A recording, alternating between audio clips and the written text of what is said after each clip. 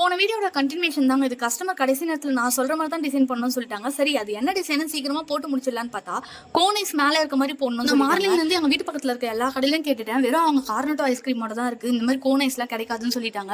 இதுக்கு நடுவில் எங்க வீட்டில் இருக்கவங்க வேற காமெடி பண்ணிட்டு இருந்தாங்க. கோனைஸ் அம்மா அது பண்டிகை காலத்துல கோவிலுக்கு வெளியே கிடைக்கும்னு சொல்லிட்டு. இதெல்லாம் மீறி இந்த கோனைஸ் எப்படி கிடைச்சதுன்னா ஒரு சாஃப்ட் கோன் விற்கிற கடையில தாங்க கிடைச்சது. அவங்க இதுதான் சாக்குன்ட்டு ஒரே ஒரு கோன் 10 ரூபான்னு விற்க ஆரம்பிச்சிட்டாங்க. அது ஐஸ்கிரீமோட சேர்த்தே 20 ரூபாய் தாங்க இருக்கும். சரி என்ன பண்றது, அர்ஜென்ட்டுக்கு தேவைப்படுமேன்னு சொல்லிட்டு நானும் வாங்கிட்டேன். இது 1/2 kg ரசமலாயின்றதுனால ஒரே ஒரு கோன் மட்டும் வச்சு நான் ஃபர்ஸ்ட் டிசைன் அனுப்புனேன். ஆனா கஸ்டமர் அவங்க வீட்டில் 2 குழந்தைங்க இருக்காங்க, 2 பேரும் சண்டை போட்டுப்பாங்கன்னு சொல்லிட்டு எனக்கு நிறைய கொச்சன்னு இருந்தாலும் பரவாயில்ல, நிறைய க்ரீம் வேணும், 2 கோன் வச்சு வேணும்னு கேட்டாங்க. கஸ்டமர் சொன்ன மாதிரி 2 கோன் வச்சு ரோசர் டிசைன் போட்டு ஃபில் பண்ணிட்டேன். ரசமலை கேக் மேலே ரசமலை வைக்கலாம்னா எப்படின்னு சொல்லிட்டு நிறைய ரசமலையை போட்டுட்டு மேலே ஃபுல்லாக நட்ஸை போட்டு தூவி விட்டுட்டேன். அப்புறம் கஸ்டமர் சொன்ன மாதிரி அவங்க பேரையும் எழுதி முடிச்சிட்டேன். ஃபைனலாக இந்த கேக் நல்லா இப்படி தாங்க வந்திருந்தது.